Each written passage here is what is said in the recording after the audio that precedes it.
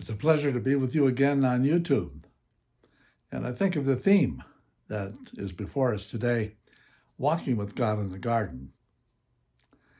I've had a number of people call me and tell me how depressed they are because of what's going on in the world. Not only is it the pandemic, but it's also the war in Ukraine and some other struggles that are apparently around us. For instance, inflation. I have had people speak about how amazed they are with the increase of prices. I had that myself this week. To buy a product a year ago cost me 50% less. So what do we do with all of this? I have a little saying in my garden that I want to share with you today. It's a quaint little saying. Maybe you'd like to memorize it. When the world wearies and society ceases to satisfy, there is always the garden. Strange as it may seem, I really believe that. I mentioned to you before that I've spent a fair amount of time in my garden. This is the time of the year when I enjoy it not the most, but it's exciting. Because as I prepare the soil and I think of the plants that are going to be growing there, making sure the watering system is set up, it's all a part of the drama. And believe it or not, even though it's work, I find it exciting. It's sort of like walking, though, in life. We can walk in life and not be where we should be.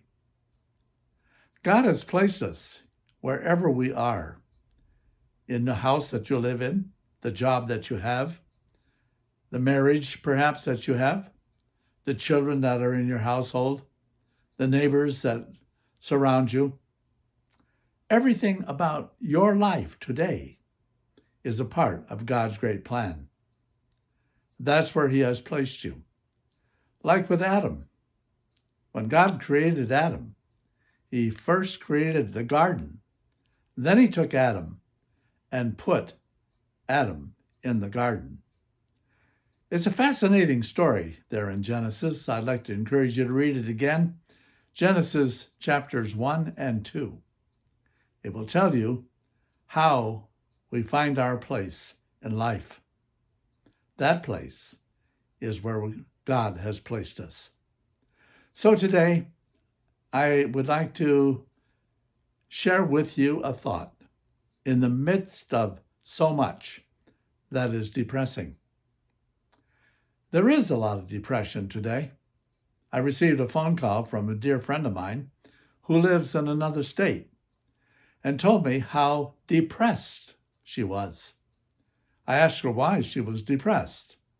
And she said, it's because of what's going on in the world that I'm depressed. What do you do when you're depressed? The Bible has an interesting story about depression. I'd like to read it for you.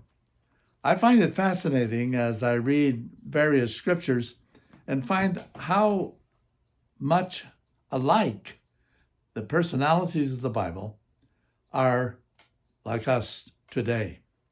This is the story of Saul and what happened to Saul.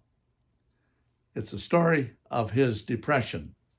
So if I might read for you today, it's found in the book of 1 Samuel, chapter 16. And this is now reading for you today, verse 14. Now the Spirit of the Lord had departed from Saul, and an evil spirit from the Lord tormented him.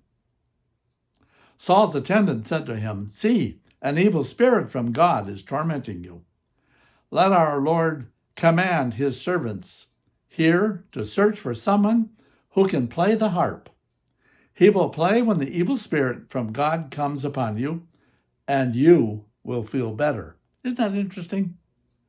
This account, I want to share a little more about that with you in just a moment.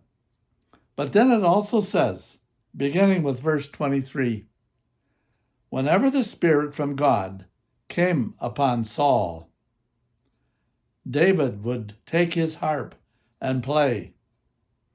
then relief would come to Saul. He would feel better, and the evil spirit would leave him. Well, we have an interesting story here today, and we all must consider it. Is it that we become depressed when God's Spirit leaves us? Are we responsible for our own depression? For Saul, we know that he was chastised by Samuel because he had done something he shouldn't have done. He made a sacrifice, which was not the way it should have been. So Samuel comes to him and says, Saul, from now on, it's going to go downhill for you. I think when we have those experiences and people tell us that we've done wrong and it's going to be nothing but trouble and distress, we can get depressed too.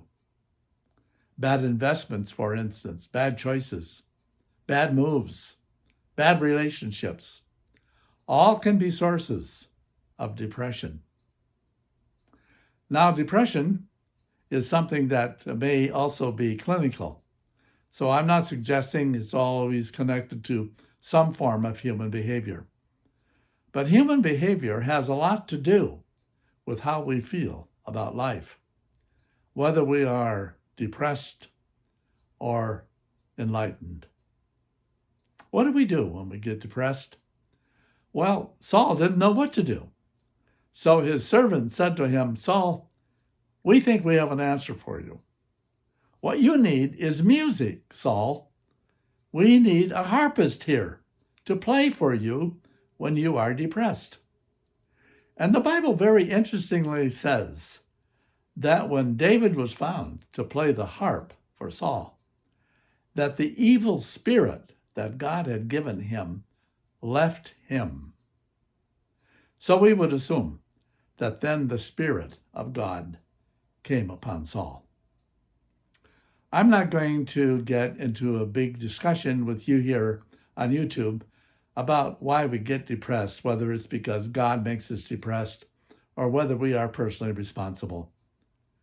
What I'm suggesting today is that we think about what we need to do to overcome depression.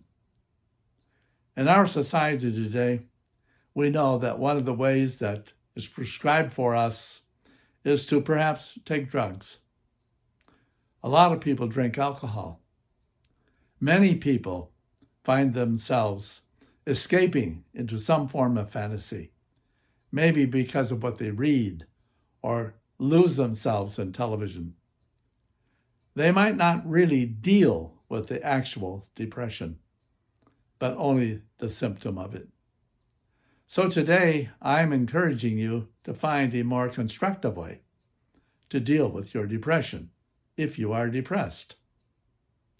Don't try to run away from it. Face it. And you can face it with something that is creative, constructive, beneficial. And frankly, I can't think of anything more important than even what was suggested for Saul. Music. Good music. Enlightening music. Music of inspiration. You have to search it out, but it's there. I find in my own life, if I might give a testimony here today, that there are times when I can just sit for a whole hour listening to music. I don't let anything distract me. I try to isolate myself from the whole world around me, and I just saturate myself with constructive and inspirational music. It's not all religious. There can be great music performed by great artists historically, which can benefit you. So I'm encouraging you today to be constructive with your life.